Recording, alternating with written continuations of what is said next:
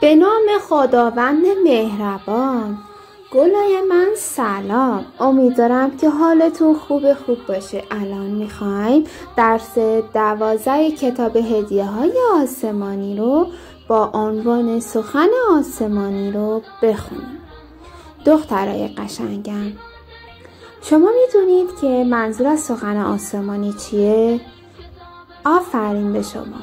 بله، منظورش کتاب قرآن هست که سخنهای خدای مهربون داخلش نوشته شده و توسط پیامبر عزیزمون حضرت محمد صلی الله علیه و آله و سلم آورده شده که به ما راه و رسم زندگی کردن رو نشون میده و ما مسلمانان باید قرآن رو بخونیم و بفهمیم تا بتونیم در زندگیمون به آن عمل کنیم. عزیزانم، این درس داستان 3 مردی هست که شیفته قرآن خواندن حضرت محمد صلی الله علیه و آله و سلم میشن و با اینکه به خودشان قول داده بودن اما باز هم پشت دیوار خانه حضرت محمد صلی الله علیه و آله و سلم می اومدن تا از شنیدن صدای ایشون لذت می بردن. حالا با هم دیگه میریم که درسمون رو بخونیم. درس 12 سخن آسمانی. آهسته گام برمی داشت تا کسی متوجه او نشود. تاریکی شب بهترین فرصت برای اجرای تصمیمش بود. تصمیم گرفته بود تا آنچه را که بارها از دیگران شنیده بود خود از نزدیک ببیند. مدتها بود که به هر جای شهر می رفت صحبت از او بود و حرفهای او. می گفتند کافی است یک بار به سخنان او گوش کنی تا شیفته او شوی. و حالا او به خانه پیامبر رسیده بود. صدای زیبا و دلنشین تلاوت قرآن به گوش می رسید.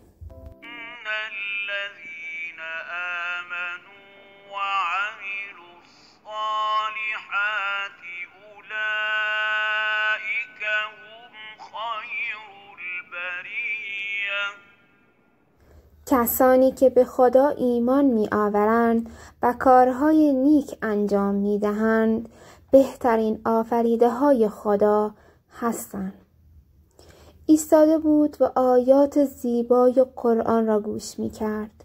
مدتی گذشت، نگاهش به آسمان افتاد. نمی دانست چه مدت است که کنار دیوار ایستاده است. آنقدر شنیدن آیات قرآن برای او جذاب و دلنشین بود که متوجه نشد چقدر زمان گذشته است. باید هرچه زودتر از آنجا دور می شد. آرام آرام عقب رفت. هنوز چند قدمی بر نداشته بود که به مانعی برخورد. با ترس صورتش را برگرداند. باورش نمی شد یکی از دوستانش بود. هر دو با تعجب به هم نگاه می کردن، اما فرصت هیچ صحبتی نبود. هر دو آرام از کنار خانه دور شدند. هنوز چند قدمی نرفته بودند که شخص دیگری را در گوشه دیگر دیوار دیدند. یکی دیگر از دوستانشان بود. حالا هر سه نگران و ترسان کنار هم ایستاده بودند. شما اینجا چه می کنید؟ برای شنیدن آیات قرآن آمده ایم. اگر مردم ببینند که بزرگان شهرشان هم برای شنیدن سخنان پیامبر به اینجا می آیند، درباره ما چه فکری خواهند کرد؟ بهتر است به یکدیگر قول دهیم که دیگر اینجا نیاییم. آری، قول می دهیم. این ماجرا شب هم تکرار شد. باز هم همان 3 نفر و باز هم قولی دوباره. شب سوم فرا رسید. باورش عجیب بود. باز هم آن 3 نفر در پشت دیوارهای خانه پیامبر به صدای دلنشین آیات قرآن گوش می‌دادند. آنها حقیقتی بزرگ را در آیات قرآن یافته بودند که نمی‌توانستند با هیچ قول و قراری آن را فراموش کنند. دخترای گلم، داستان زیبای این درس را شنیدید. حالا با هم دیگه میریم و قسمت بدانیم رو میخونیم. قرآن کتاب آسمانی مسلمانان است. کتابی که از سوی پروردگار مهربان و توسط پیامبر اسلام میان انسانها آمده است. خدا در قرآن راه و رسم زندگی را به ما نشان داده است و دستورات و احکام دینی را به روشنی بیان کرده است. پیام‌های قرآنی که تاکنون با آنها آشنا شدیم تنها بخش کوچکی از دستورات زندگی است که در سوره‌های قرآن به چشم می‌خورد. ما مسلمانان قرآن را می‌خوانیم، آیات آن را می‌فهمیم و سعی می‌کنیم در زندگی به آن عمل کنیم انشاءالله. خب دخترای گلم، همانطور که میدونید توی این درس ها که قسمت کاد صورتی رنگ هستش مهم هستن، اون بالا شما این قسمت رو هایلایت کنید و مطالبش رو تا بهتر یاد بگیرید. قسمت گفتگو کنید. چرا آن 3 نفر قول خود را فراموش میکردن؟ چرا بچهای عزیزم اگه به درس خوب گوش کرده باشید میتونید جواب بدین چون صدای پیامبر زیبا بود و آنها حقیقتی بزرگ را در آیات قرآن یافته بودند. قسمت بعدی ببین و بگو این تصویر شما را یاد چه قصه‌ای میاندازد؟ بچه ها خوب فکر کنید. آفرین، درست گفتین. این تصویر بچه ها تصویر اصحاب فیل هستش. در اون زمان ابرهه پادشاه یمن بود. خونه خدا که توسط حضرت ابراهیم بنا شده بود، مردم برای عبادت به اونجا می رفتن و ابرهه تصمیم می گیره که با سپاهی از فیل و سربازانش به خانه خدا حمله کنه و اونجا رو از بین ببره که خداوند هم پرنده هایی به نام ابابیل رو که سنگ هایی که توی دهنشون گذاشته بودن اونا رو میفرسته و سپاهیان ابرهه رو نابود میکنه و از بین میبره و اونا نمیتونن خونه یه خدا کعبه رو خراب کنن. حالا من از شما میخوام که یکی دیگه از قصه های قرآنی رو که شما شنیدید حتما برای من و دوستانتون تعریف کنید و فیلم اون رو برامون بفرستید. قسمت کامل کنید بچه ها گفته از پیام ها و دستورات قرآنی یاد گرفتم که خب بچه ها ما از قرآن که کتاب آسمانی ما و زندگی ما هست چه چیزی یاد گرفتیم؟ بله، به دیگران محبت کنیم، به پدر و مادر خود به نیکی رفتار کنیم. آفرین. و شکرگزار نعمتهای خدای مهربان باشیم و از اشتباهات دوستانمون بگذریم.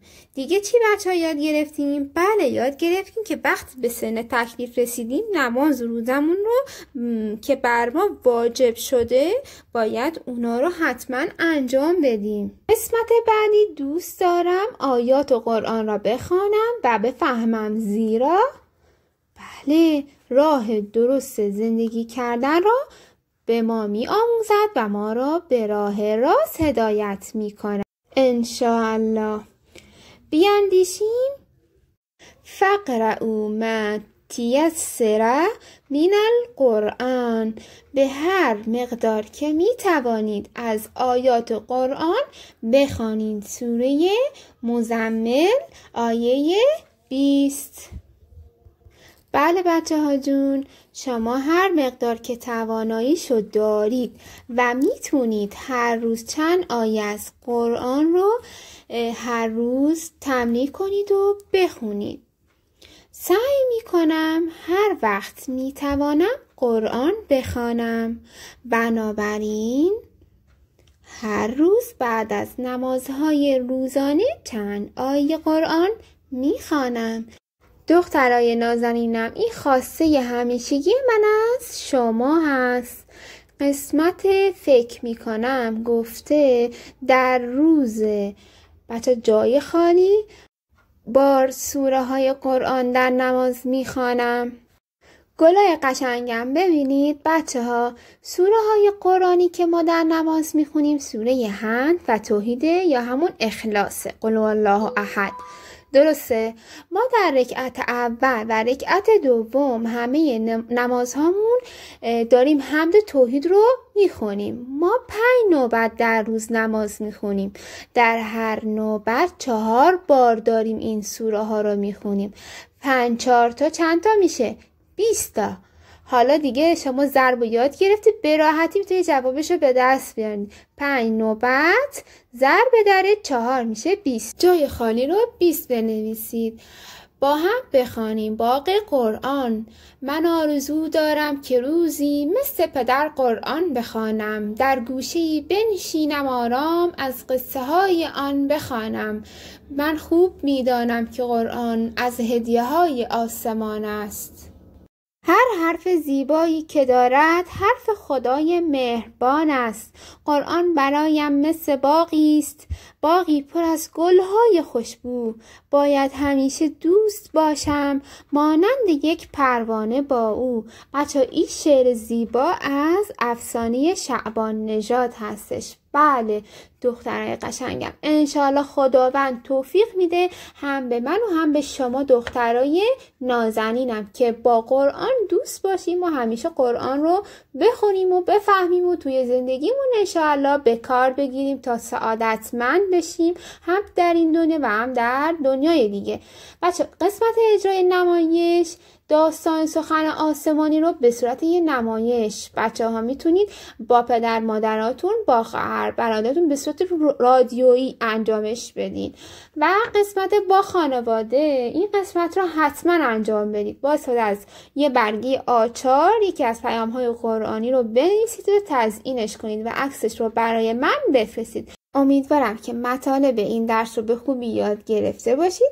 خداوند مهربون پشت پناهتون باشه. خدا قوت دخترای نازنینم.